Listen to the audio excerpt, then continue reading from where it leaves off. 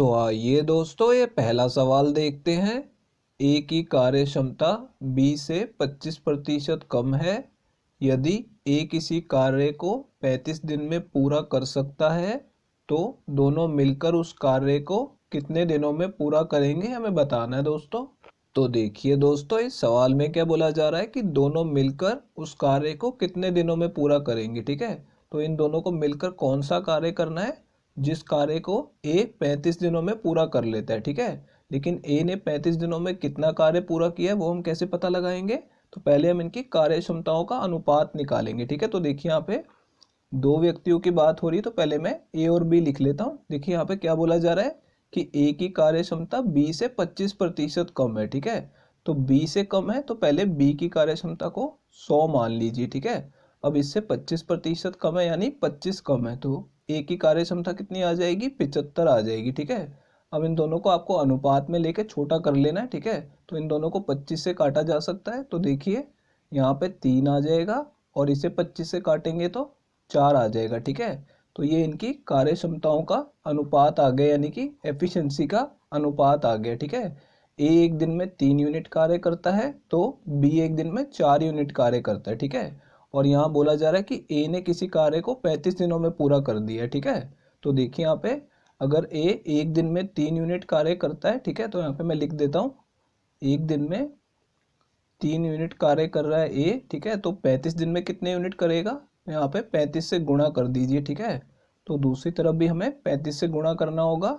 तो देखिए 35 दिनों में ए कितना कार्य कर लेगा, 35 का गुणा 3 में करेंगे तो कितना आ जाएगा, 105 आ जाएगा। ठीक है, यानी कि उसने 105 यूनिट कार्य किया है, तो ये हमारा कार्य आ गया, यानी टोटल वर्क आ गया। ठीक है, तो यहाँ पे देखिए अगर हमें ये बताना है कि ए और बी मिलकर इसे कितने दिनों में पूरा करेंगे, तो पहले हमें एक तो कुल कार्य चाहिए और ए और बी की कार्य क्षमता का योग करना होगा। ठीक है, तो यहाँ पे देखिए 3 जमा 4 कितना हो जाएगा, 7 हो जाएगा, यानी दोनों मिलकर एक दिन में 7 यूनिट कार्य करते हैं। ठीक है, तो अब आपको क्या करना है दोस्तों, यहाँ पे जो टोटल वर्क है 105, इसको कार्य क्षमता से भाग कर देना है। ठीक है, जब हम इसे 7 से काटेंगे तो पहले 1 पे कटेगा, फिर 3 शेष बचेगा, तो 35 जो है वो 5 पे कट जाएगा। ठीक है, यानी कि दोनों मिलकर उस कार्य को 15 दिन में पूरा कर लेंगे। ठीक है, तो ये आपको ध्यान रखना है कि कुल कार्य को कार्य क्षमता से भाग करने पे हमें दिनों की संख्या पता लग जाती है। ठीक है,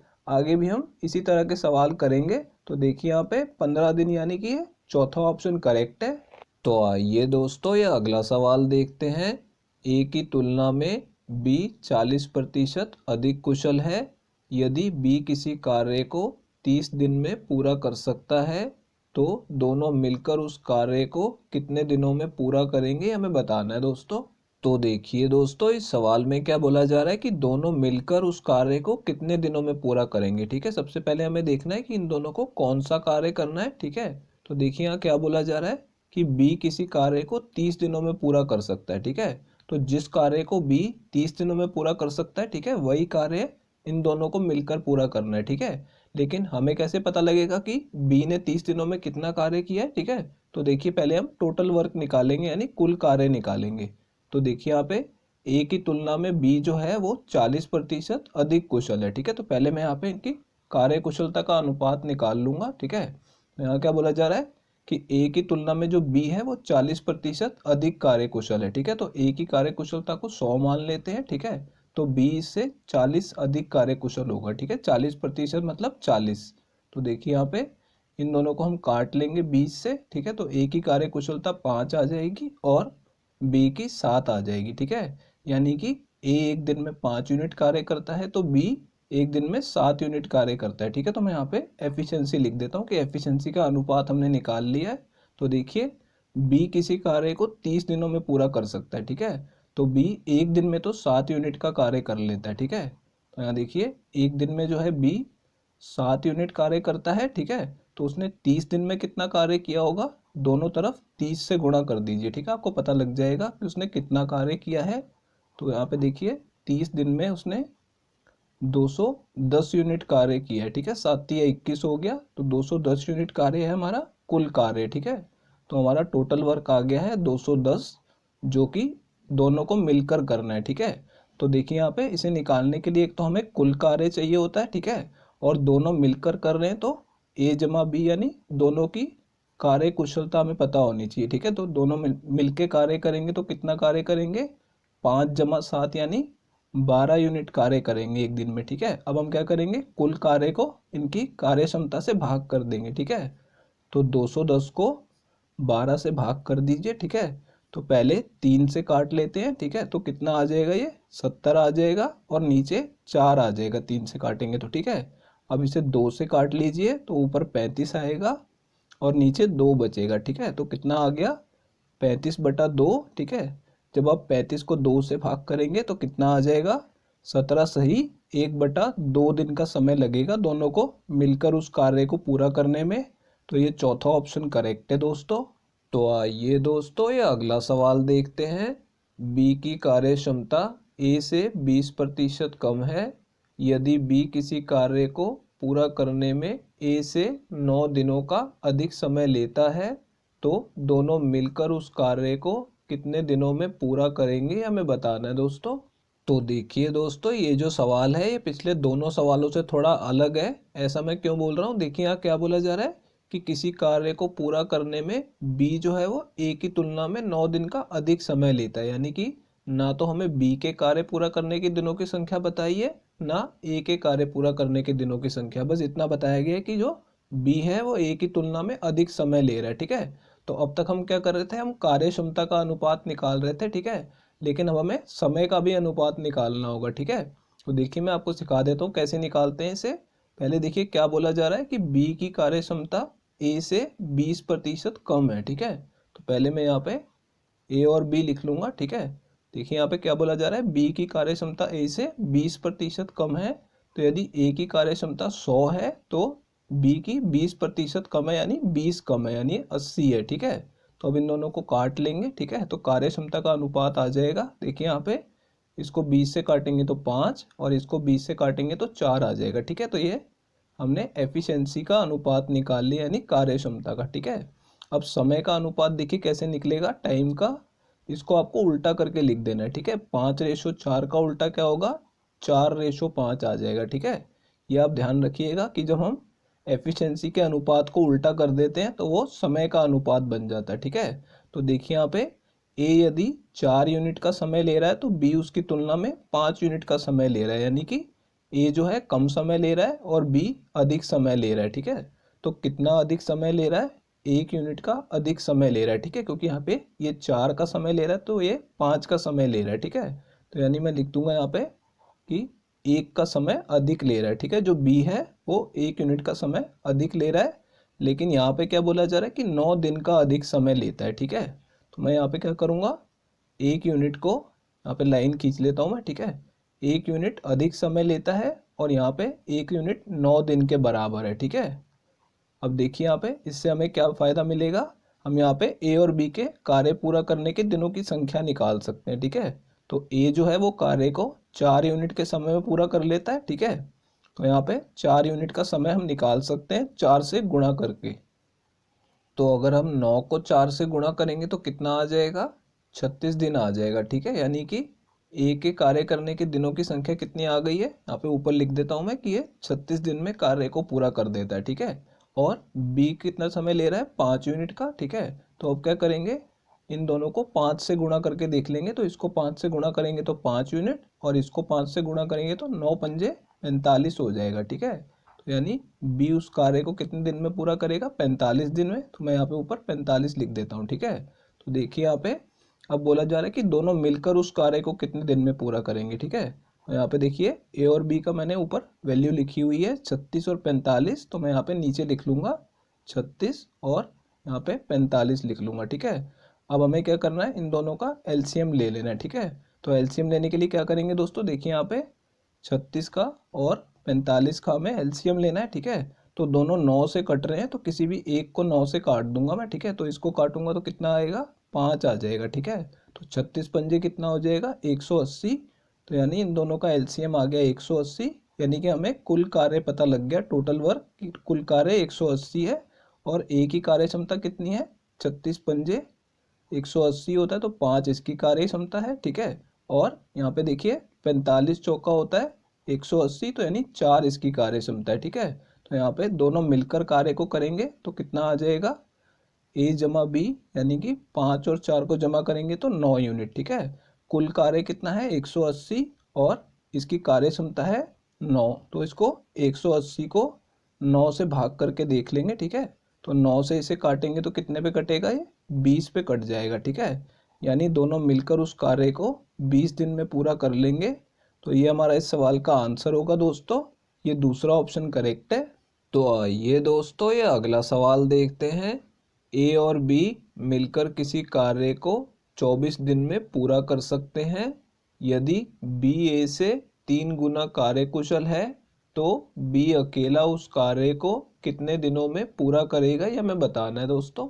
तो देखिए दोस्तों इस सवाल में क्या बोला जा रहा है, बी ए से 3 गुना कार्यकुशल है। ठीक है, तो पहले हम इनकी एफिशिएंसी का अनुपात निकाल लेंगे। देखिए यहाँ पे मैं ए और बी लिख दूंगा। ठीक है, अब क्या बोल रहा है, बी 3 गुना कार्यकुशल है, तो पहले ए की कार्यकुशलता को 1 मान लेंगे। ठीक है, तो ये इसका 3 गुना है, तो यानी कि 3 गुना कितना हो जाएगा, 3 हो जाएगा। ठीक है, तो ये हमने इनकी कार्यकुशलता यानी एफिशिएंसी का अनुपात निकाल लिया। ठीक है, अब देखिए यहाँ पे क्या बोला जा रहा है कि ए और बी मिलकर किसी कार्य को 24 दिन में पूरा करते हैं। ठीक है, तो पहले हम कुल कार्य निकाल लेंगे।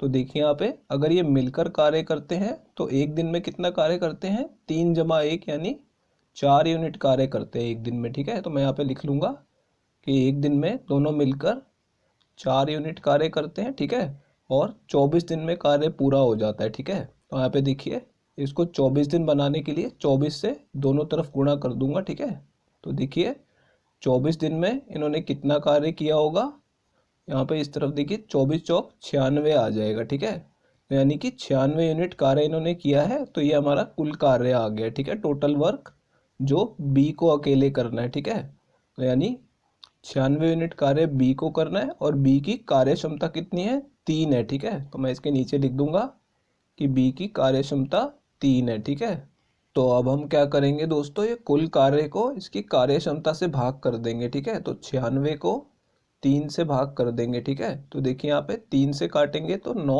3 पे कटेगा और ये जो 6 है ये 2 पे कट जाएगा। ठीक है, यानी कि बी अकेला उस कार्य को 32 दिन में पूरा कर देगा। तो ये हमारा इस सवाल का आंसर होगा दोस्तों, ये तीसरा ऑप्शन करेक्ट है। तो आइए दोस्तों ये अगला सवाल देखते हैं।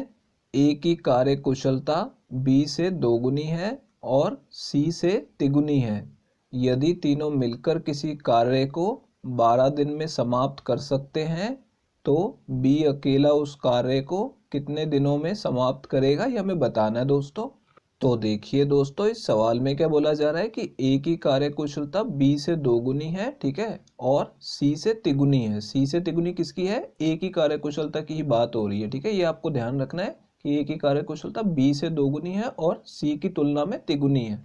तो देखिए यहाँ पे पहले हम ए और बी की कार्य कुशलता के बारे में लिख लेते हैं कि जो ए की कार्य कुशलता है वो बी से दोगुनी है, तो बी की कार्य कुशलता को मैं 1 मान लूंगा, तो ए की कितनी हो जाएगी, 2 हो जाएगी। ठीक है, तो देखिए यहाँ पे ये 2:1 आ गया। ठीक है, अब ए और सी की बात हो रही है तो दोबारा से मैं ए और सी लिख लूंगा। ठीक है, तो ए की कार्य कुशलता सी से तिगुनी है। ठीक है, तो यानी सी की कार्य कुशलता को 1 मानूंगा तो ए की कितनी हो जाएगी, 3 हो जाएगी, यानी तिगुनी हो जाएगी। ठीक है, तो अब देखिए यहाँ पे तीनों की एक साथ कैसे लेके आए, यहाँ पे ए की कार्य कुशलता 2 है। ठीक है, यहाँ पे 3 है, तो दोनों बराबर होनी चाहिए थी। ठीक है, तो पहले इन दोनों को हमें बराबर करना होगा।